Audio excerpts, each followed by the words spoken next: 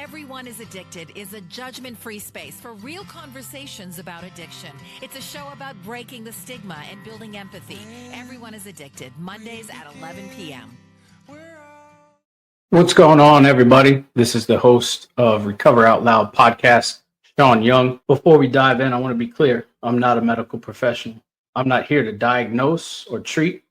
I'm simply a catalyst, someone who's walked through the fire and now speaks from experience, reflection, and a deep desire to help others find their way forward. This podcast may include honest conversations about addiction, mental health challenges, and suicidal thoughts or ideations.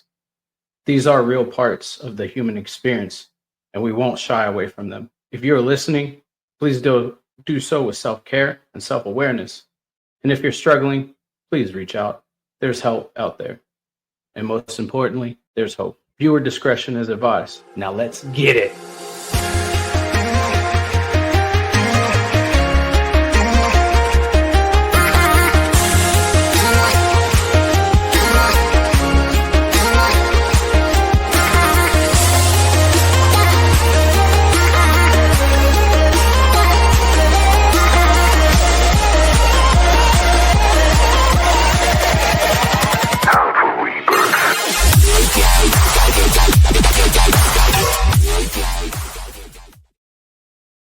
What's going on, everybody? Welcome to Recover Out Loud, episode 122.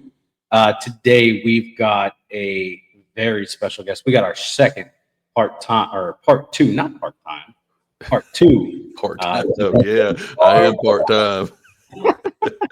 We got our second part two to the channel. We got Josh Pear back. How you doing, Josh?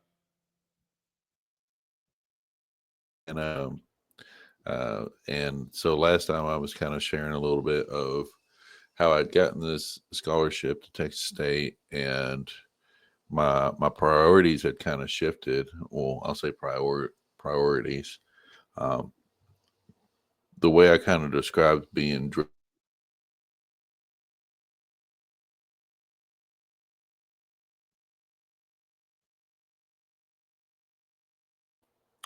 and because of the stuff that was going on at home when I was at school or wherever that was, I would try to be present.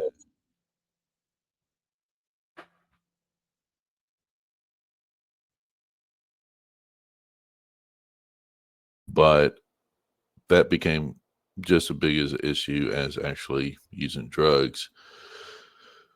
So anyways, I go to Texas State, and I'm doing pretty well there when it comes to music. I failed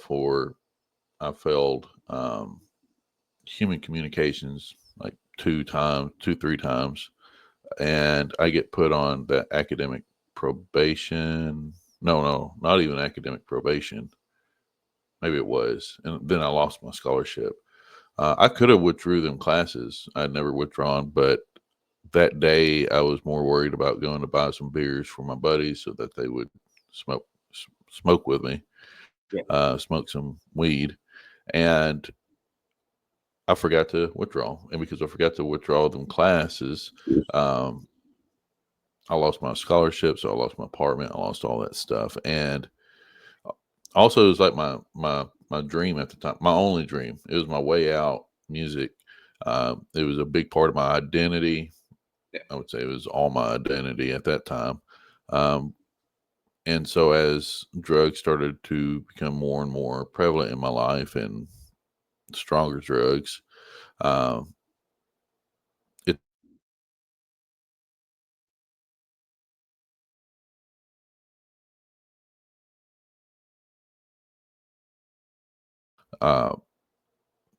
in the course of that time, I went back home with my dad.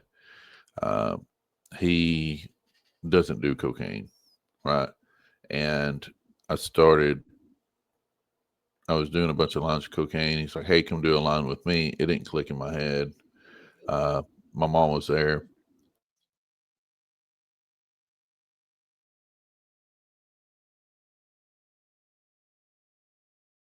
Or I think like it was like the second day or what it was. And I was telling one of my friends, yeah, done some really good cocaine. I'm still high. They're like, you're an idiot. And the thing was, I knew the difference between meth and cocaine. It's just, it never crossed my mind that it would have been them who gave it to me. So that was how messed up it was. Because I think when you're living in abnormality, normal seems abnormal, and abnormal seems normal. Living in the what was going on in the home,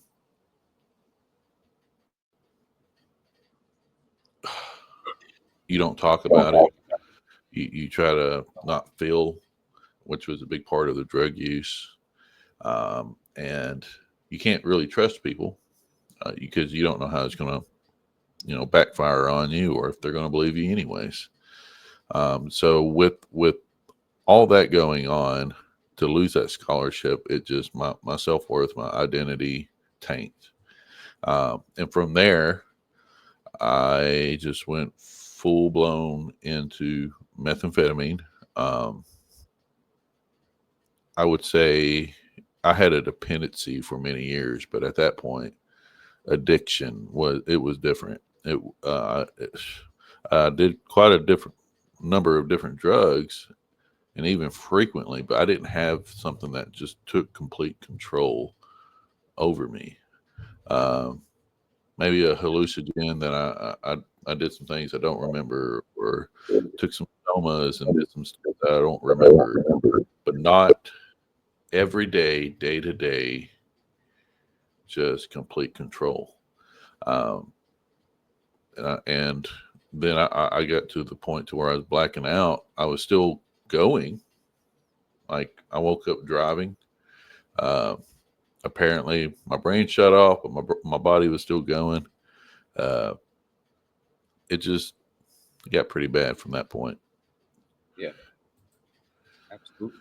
You said something that really kind of stuck to me, where you started living into reality where normal was abnormal and abnormal was normal. And I find that, like, when we're in addiction, like active addiction, that tends to be the case, right? Like, the things that seem normal aren't fucking normal in any kind of fashion at all, and all the abnormal things become our new normal, right? And it's like we're not in the right state of mind, period.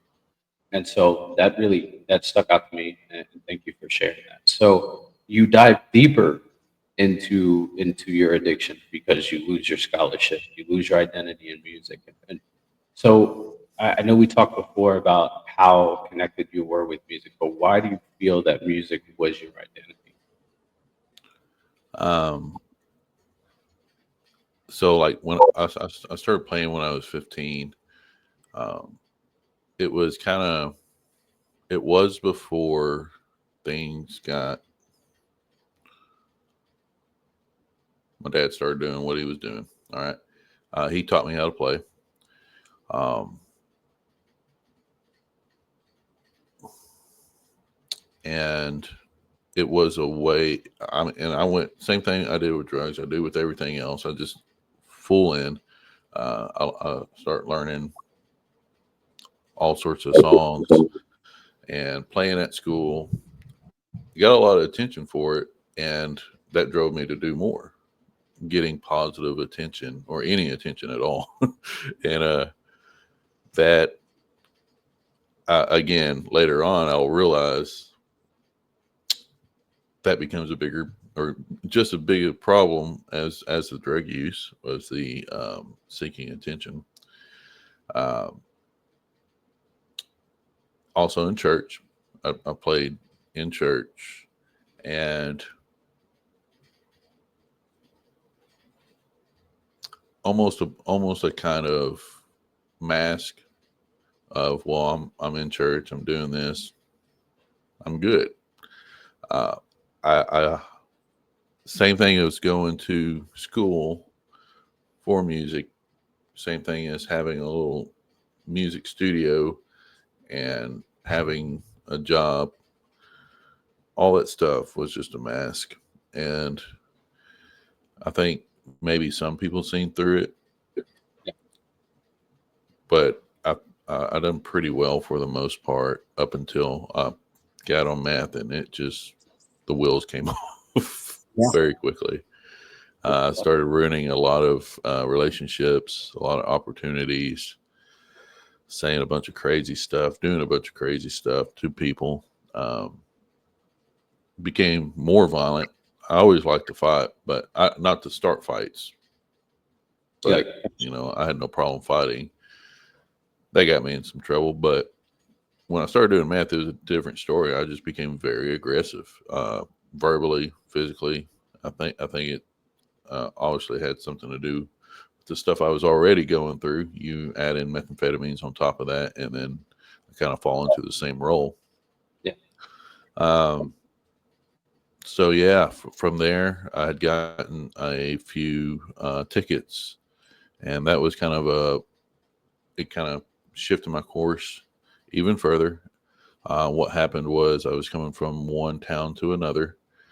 It was in the middle of the night. I was driving this car that was just held together, like literally the wires were going from the battery, the wires were coming out around to the steering wheel, and I had pulled over to this gas station, and I didn't have my glasses on, and I can't see, but I see this cop across the street, and I'm like, he's not going to get me with the brights, so I turned off the brights.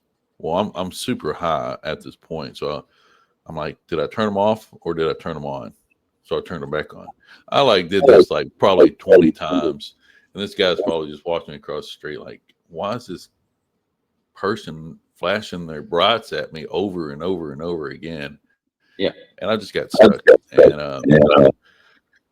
I pulled out. As soon as I pulled out, lights came on. He pulls me over. And every time I get pulled over, they took out my seats. They do all this stuff. This guy didn't do that. He looked in. He said, I see 8 things I could arrest you for right now. And I had meth on me. I was actually going to buy more meth, and I has to be a God thing. I don't think God was like through. I think he had to run me through some more stuff, or allow me to run myself through some more stuff for me to really be done with it. Because if I just would have went to jail, I wouldn't have been done. But yeah, he gave me he didn't search me or anything. He said, you're going to turn around and you're going to go back to wherever you came from. I don't know where you came from, but you're going to go back there. You're not going this way, because on this highway, there's only 2 ways of where you're going. There's no turning off. And so he gave me a few tickets, no insurance, no glasses, something else. So I turned around. Next morning, I beeline myself straight to where I was going. And I'm pulling up, and there's cop cars everywhere. Everywhere. So I'll turn, I keep going. But if I had gone to where I wanted to go at that time, I would have been right a part of that. So those few tickets I had, I wanted to go sit them out in jail. The town was so small, you couldn't go sit it out. They wanted, like, you had to pay it. I didn't have any money, because every time I got any kind of money, it was going towards drugs. Those ended up turning into warrants, and so I left Texas, went to Oklahoma, stayed with my mom, got a job down there with a really amazing boss. I don't remember his name, but I remember how kind he was, how much grace he gave me. I know he was a Christian man, just because he wasn't like outward with it, but he showed like some real love. And I think he's one of those that's seen through everything, everything, I would say. But he would also just let me keep cleaning dishes. I mean, that's what I did. I cleaned dishes, and they allowed me to eat there. So I would clean dishes, eat, and I'd have that place to just get away from the chaos that was, again, going on at home. Even in Oklahoma, which is a different place, but same kind of dysfunction. My mom, love her to death. She's a lot different than what was going on with my dad. With my mom, she has some pretty severe mental health issues, and so it's a little bit easier to forgive stuff like that. Like with my dad, he's very cognizant of what he does, the manipulation, the abuse. It's very intentional. Like he does it to get a certain result. Yeah. I know this because he would brag about things. I remember him saying, like, hey, if you see a woman that you want and she's married to her husband, what you do is you get the husband hooked on methamphetamine. Once he gets hooked, he'll get her hooked, and then you pull away from him, and she'll have to come to you. If she has a daughter, keep giving it to them. Eventually, they'll get her high. Pull back on the parents, and the daughter will have to come to you. Like he has a plan when he does this stuff. And there's a ton of other things he try to teach me about that kind of manipulation, and that's what makes it hard. Is like you can't tell them anyways. So with my mom, it's a lot different. She has mental health issues. She does as much damage to herself as she does to the people around her, and it's just kind of like, oh, lady, like. So living with her was very chaotic. Oh my gosh, she would tear the floors out. She'd tear her whole trailer up. Like, so I'm walking. I come home from work and either the house is on fire or the boards are completely pulled up and you can see straight through. I had a cat. He would come through the floor. I started sleeping in the shed because it was easier to sleep in the shed than to sleep in the house. Kept using meth, kept going further and further into it. There was a day that, and I know I heard your disclaimer, so, but if this is too much detail, you can cut it. But I had taken a bunch of pills because I was done with it. And man, it was the most painful, like, I don't know how many hours. It felt like 8 or 10 hours or something of just like laying on the floor and a lot of pain. And I remember begging them for my life, and I didn't know if I was going to make it or not. I do remember my mom coming in, calling me a dumbass and laughing at me. I think she did call the ambulance, but I remember a conversation that her license was actually my aunt's address, which is down the road. So the ambulance went to the wrong place. And she don't answer the phone. So ambulance never came, point being. And man, it was just a long, painful experience. And I would say about 8 or 10 hours of me begging for my life. And I make it through. But my legs barely worked. My arms barely worked. It was really very painful. I would feel like these tremors going through my stomach and stuff. I could barely stand up going to work. I thought I like really messed myself up physically. Man, about a week later, I started doing meth again, and I was right back in it. Started breaking into houses at that point to sleep, and because staying at home again was just too chaotic. My mom will get stuck in these cycles of like schizophrenic talking to herself, different personalities type stuff, and it's very intense. So I'd break into houses, sleep, go to work, come back, get high with her. And that was kind of my routine for a while. One day I get so frustrated. I had a I just got paid, so I spent all my money and put it in this light bulb, smoked out of a light bulb. And she was stuck in one of her cycles. And I get so frustrated. I took the light bulb. I said, God, I don't want to live like this anymore. And I threw it at the wall. And it busted, went everywhere. Now that was a prayer, and I think God honored it, even though it was real shallow. Because immediately I was like, well, I should have smoked it first and then threw the pipe. That was my second thought. First thought was, God, I don't want to live like this anymore. My second thought was I should have smoked it first. And, but yeah, that was the last time, because when I left out the door, I didn't know where I was going or what I was doing. And I think my mom maybe called my aunt called my mom, or however that worked. Or maybe they just showed up because she was like in town or on her way or whatever. They asked if I wanted to go to a program. And man, the next thing I knew, I was in a car headed to Longview, Texas, to a 1-year program. No phone, no cigarettes, nothing. Voluntary. But yeah, that was a big shift. And kind of back to the normal versus abnormal.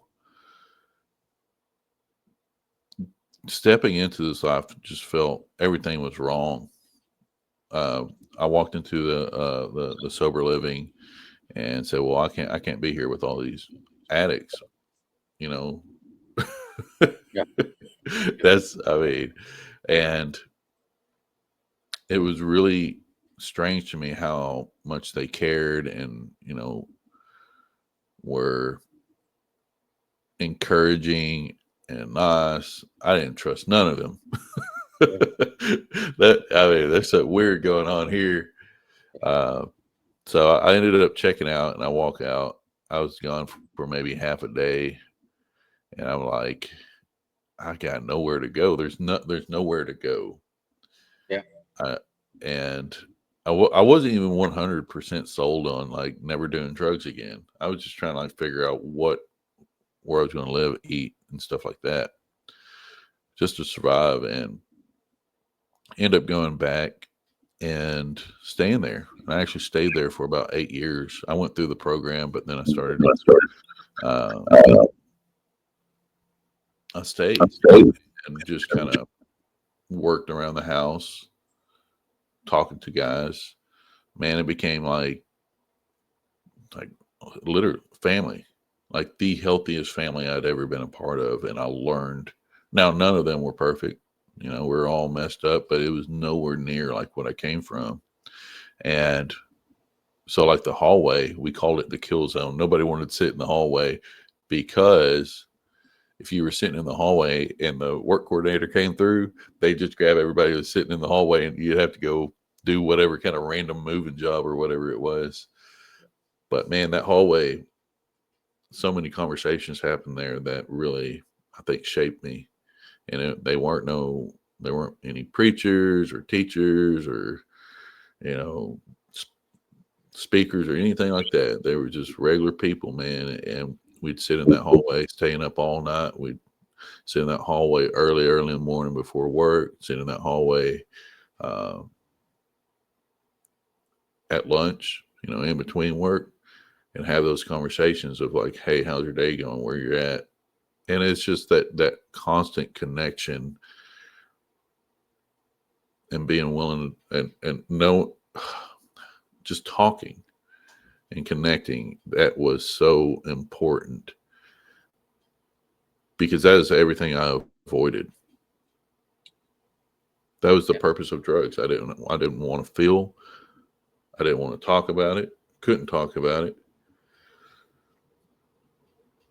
And so I think that's one of the most therapeutic things that I went through in my life, is just sitting in that hallway with a bunch of messed up other people and working it out. Yeah, absolutely, man. I think that those points of our life where we're in those deep areas of despair and we need that other addict or alcoholic that has had some time in recovery to really, sit down and listen to us. And then it becomes, you said you stay there for 8 years later, and then you start to fill the role of those guys that were there before you and when you came in. Did you start to feel like that? Like, hey, I'm taking this role as a senior person, kind of helping these younger guys along? No, I did not want it at all. I've just been resistant throughout the whole process, man. Like when I went there for the first 6 months, I really didn't want to be there. Yeah. And I remember it was like the first time they let me like out of the house, and it was with all the like RLs and stuff, and so we stopped at a Dollar General, and we were out. We went to like some kind of baseball game, and they're like, "Hey, Pear, we're gonna stop at this Dollar General. We're gonna get some beer. You can't tell anybody." My cousin, he owns the whole recovery center. Yeah. They're like, "You can't tell anybody. We know he's your cousin, but you can't tell anybody." I was like, "No, man, I'm down." And I was getting pumped. We were about to get some beer, and they all go in. They're like, "Just wait here." They all go in. They bring out a bunch of Dr. Pepper. They're like, "Pear, man, come on. Is this really where you're at?" I was like, "Man." Absolutely. So it wasn't until about 6 months in that I even like truly bought in. Yeah. So I had 2 experiences where I looked in the mirror and like realized something.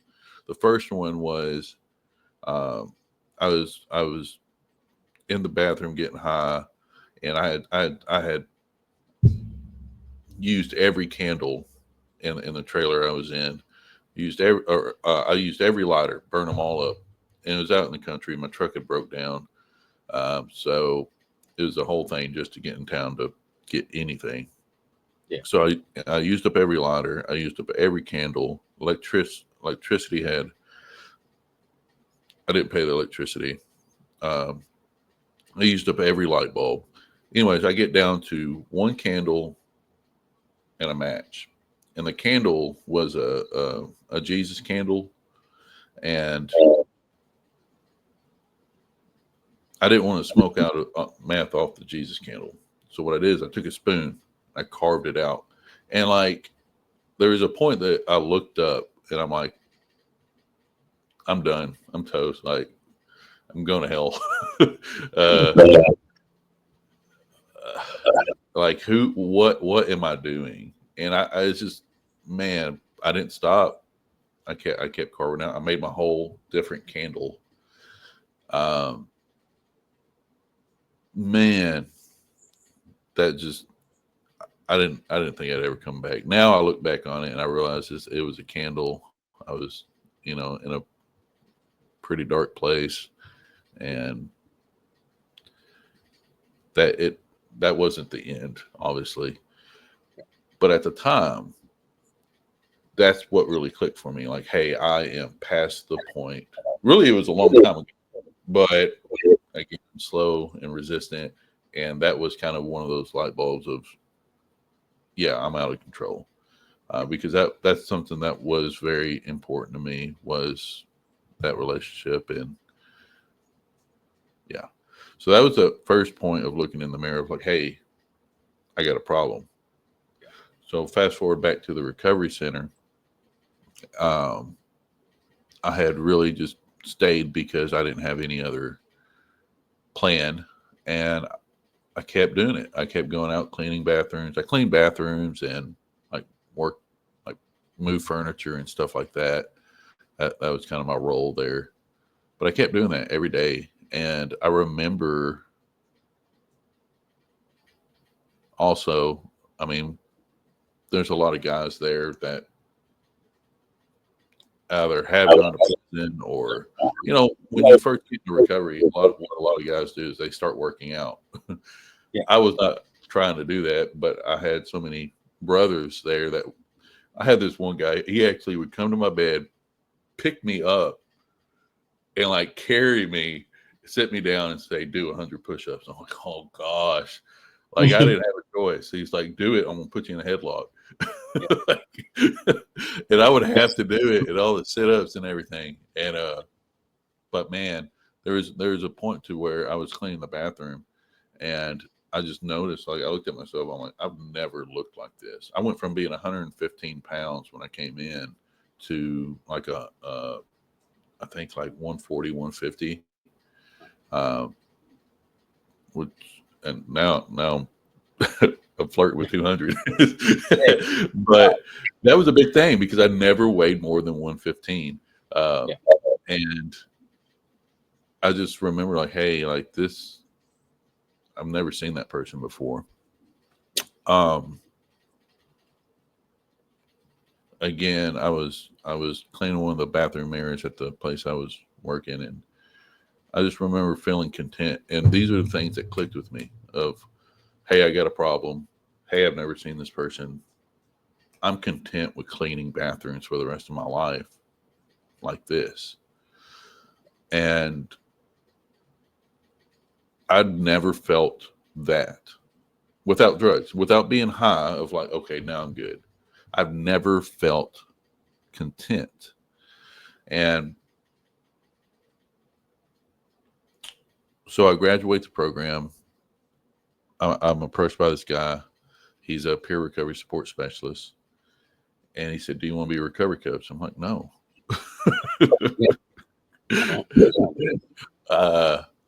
Then I'm a graduate of the program. I work at the clothing store. One day they pull me aside and they say, hey, we want you to be the program director. No.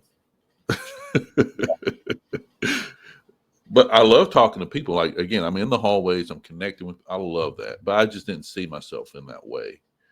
And I didn't want any type of role or leadership. That wasn't what which is ironic because that's the majority of what I do today. But yeah, I went through counseling shortly after that, and she was awesome. She's the one who's introduced me to the Adult Children of Alcoholics Anonymous to really dive deeper into some of the other stuff like the control, the low self-worth, the approval seeking, all that other issues that showed up after the drugs was gone. She introduced me to that.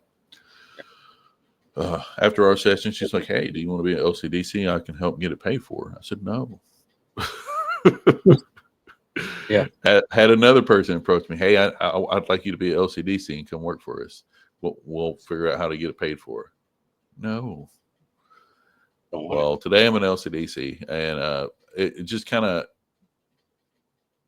it was just the life events that had to get me there. And I'm glad that I waited because there was still so much more to learn to even, not that I'm where I need to be today, but there's some stuff that I needed to learn then before jumping and focusing on other people.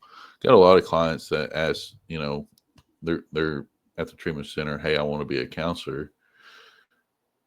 I think they are going to make great counselors one day, but they also need to focus on themselves.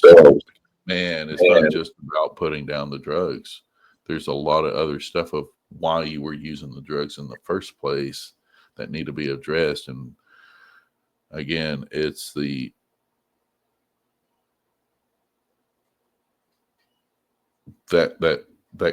I can take this to control how I feel. Yeah. That got me every time. Yeah, I agree. I think I'm a big advocate of dual diagnosis, right? Addiction and your mental health disorders. I think that's very beneficial because you can identify the problem being the drugs, the alcohol, what have you, but then you can also identify the underlying factor, right? Like why you use them in the first place, and then have a starting point in which you can start to work on improving your life, your mental health, all that stuff. And you hit it right on the head. I was the same way when I got into recovery. I was like, man, I really want to be a psychologist, right? Because I have something to offer the world. And shortly after submitting my packet to get enrolled in college, I withdrew it because I was like, I'm not anywhere close to where I need to be to even attempt this. And so, I mean, it would have been great to do that because I would have been able to understand people, but I couldn't even understand myself. So how could the Mm. fuck could I understand other people? You know what I mean? And how could I help them if I can't even help myself? And so I definitely understand where you're coming from. So how was the process for you to get your LCDC? Um, so I had to do an alternative route because I'd already had I got my master's degree during the sober living Yeah. while I was there, the 8 years in education. And during my time at sober living, I did start volunteering as I eventually took that program director position and became more of a leader in that role. I learned a lot about people, leadership,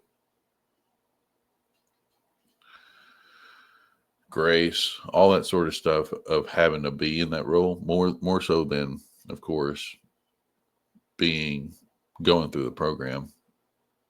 I did get a good picture of what it looked like from certain individuals, and so when I got the opportunity to step in that role, it kind of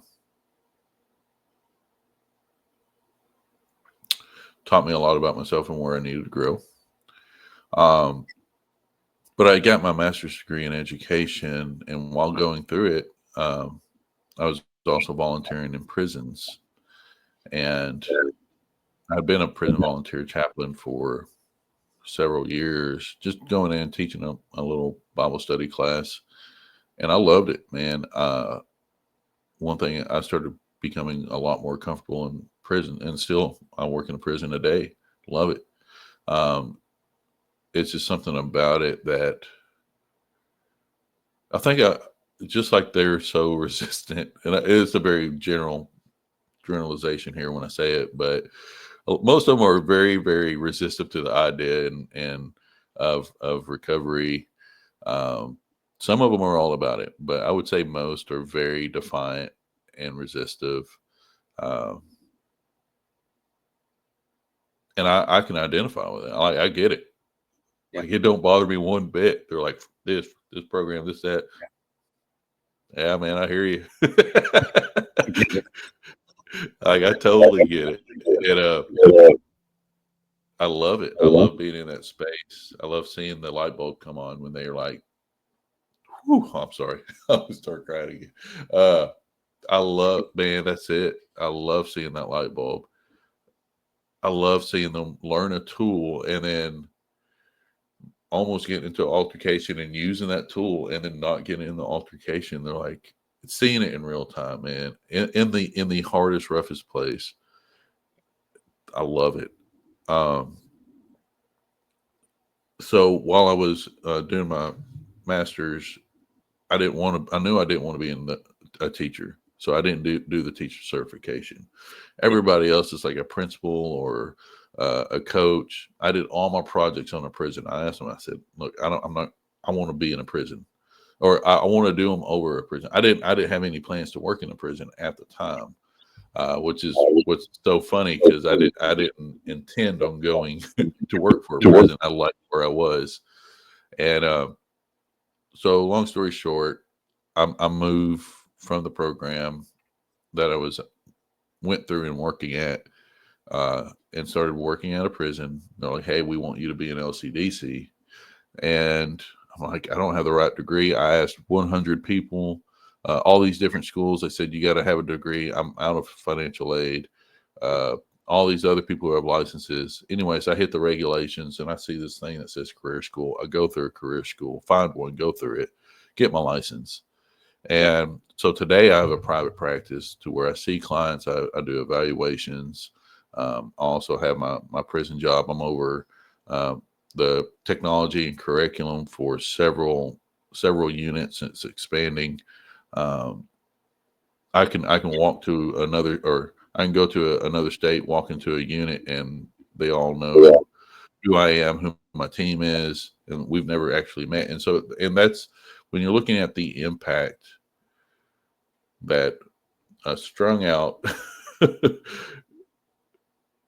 person who didn't want to live life anymore gets to do today. And anybody can do this. They really can. And I think it's beautiful how like some of us do make it through and start utilizing some of the stuff that we didn't even know we had. And even some of the ugly stuff that we thought would hold us back. There's a line in the Adult Children of Alcoholics. Adult Children of Alcoholics. It says the spilled milk on the countertop, or learning to find the art in the spilled milk on their countertop. And I read that line. It just kind of stood out to me. But as I did more and more work, some of the worst things that have happened to me, some of the worst things that I have done that I wish I could take back or wish didn't happen, are some of the things that shaped the good qualities I have today. And that's something why I really like putting this stuff out there is, maybe there's some people that have lived through different types of abuse. Maybe there's some people that have done some types of abuse that may not see and feel like, well, I'm a terrible person, or I'll never be normal. That those have value too. We can continue to let them be a poison to us. We can continue to let them be an obstacle. Sometimes it's just about talking through it and having the right group. I mean, some of the stuff you can't take to just any group and talk about. But if you have the right group to where you can grow, heal together, hold each other accountable, you can be a positive impact. Just like kind of you're asking earlier of, did I become that person? Eventually, way, way down the road. And that itself is, again, very therapeutic. When I started utilizing the things that I'd overcome, things that I've experienced, the things that I unfortunately did, shared about it, and that was it. I wasn't giving advice at that point. I wasn't trying to be an expert, and I'm still not today. I'm just somebody who has that same kind of struggle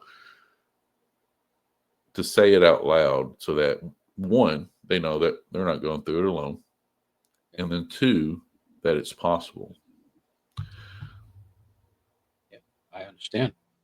Now, being the man of many roles, many hats, do you see clients and think, man, I see myself in them?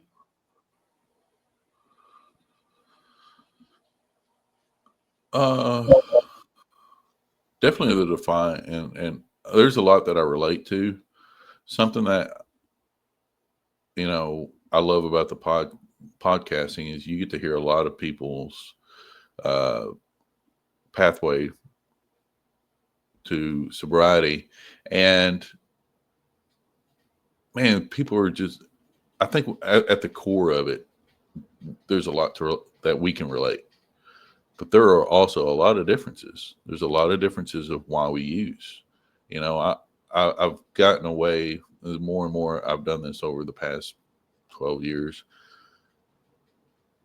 When somebody tells me like, hey, this is why I use drugs, a lot of times I just take them at their word because they know themselves pretty well. There are some that there's a lot that have denial and stuff, but there are so many different reasons to use drugs. They work for a lot of different things for a short time. I think there's also, I've seen a lot of people recover in different ways. Sometimes it's through family. Sometimes it's through faith. Sometimes it's through treatment or AA, or, sometimes it's just bootstraps. Yeah. But that's kind of where I would say my journey was a lot different. But at the core of it, I relate to why a lot of other people use. Yeah, And it's crazy because I'm one of three people in my family that's clean and sober. Myself, my mom, and my uncle on my mom's side. And um, recovery looks different for every single one of us, right? Like I went through AA, I went through a treatment court, and I just, I do my thing. My uncle went through Salvation Army, which I didn't even know that they had a recovery program, but apparently they do, and it's great. Him and I, like without even talking, our sober dates were a month apart, same time, just a month apart. And then my mom, pure willpower. When I was a kid, pure willpower. Like she ended up leaving the town that I grew up in and moved to to Virginia Beach, and she was still on the shit for a hot minute, and then just pure willpower locked herself in a hotel room for a little bit of time, and then came out clean on the other side and hasn't touched a drug since. And so it does look different for everybody, right? Like some people need that structure of a program, and some people are like, my life needs to change, and I got to lock myself away. And I find that to be like the most beautiful thing is being able to look at this tapestry of human beings across the planet and just really being able to say, okay, it all looks different for us, but we have the same outcome. Yeah. And again, kind of why I say that is I ask a lot of questions in therapy sessions rather than just making statements because, and I let them know all the time, like if I'm wrong, just tell me, Mr. Perry, you're way off. Like, please help me because, of course, a lot of questions I'll ask will either come from an assessment or some kind of treatment knowledge, but also personal experience. Again, my personal experience of using drugs, I kept going to AAs, I kept going to NAs. I liked going for the people, but I didn't like the what they were. I didn't feel like it applied. Yeah.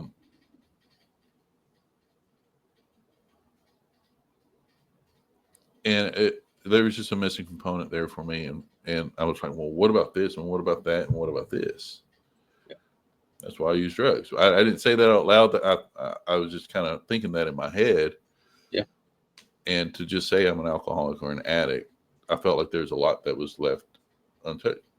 At that point, I realized, like, yeah, I'm an addict. I had to go to AAs just because it was part of the program.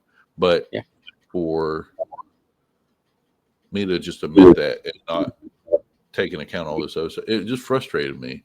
And what I realized is kind of like what you're saying. I wasn't connecting with everyone else in the room.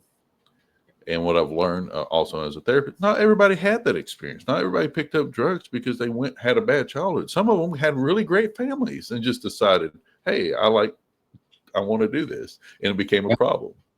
Yeah. So those feelings of low self-worth or the rejection, abandonment, all that other stuff, not everybody has that. Yeah. And it's not a driver for them. And so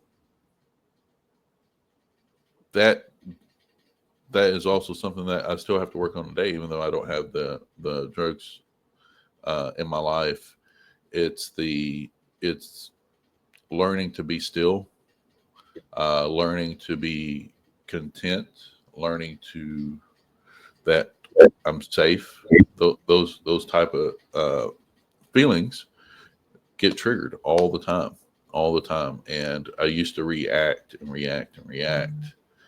to where now I have more of awareness of, it's called the laundry list, of what that laundry list is and what I need to do when I'm triggered by it, and then what a healthy response is. So I know what the unhealthy response looks like because I've done that for many, many years.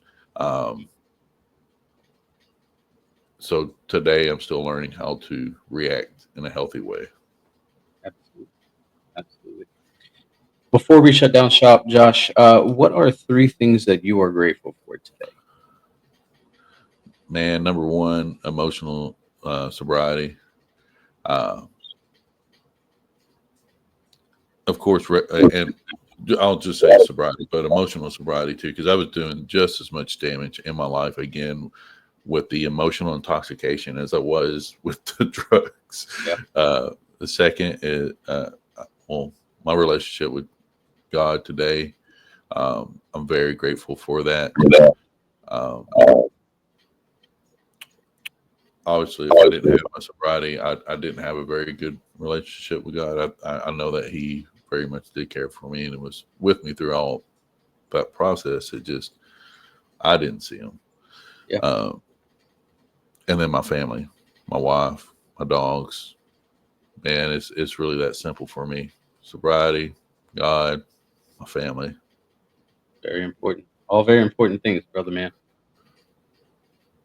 And Josh, I want to take a moment and say thank you for coming back for this part 2, man. It's been awesome. I felt like we needed a part 2 to wrap up the story, to bring it to full circle. And I am grateful for you. Thank you for sharing your experience with us, brother. Thank you, Sean. And everybody, I want to take a moment and say thank you for hanging out with us for this moment. Thank you for being here with us. And thank you for just taking this moment to listen to Josh's story. It's very important. Until next time, have a nice day. Hope you guys have a safe weekend. Be kind to yourself, be gracious to yourself, and love yourself. You are loved, you are worthy, and you are worth it. Have a nice day.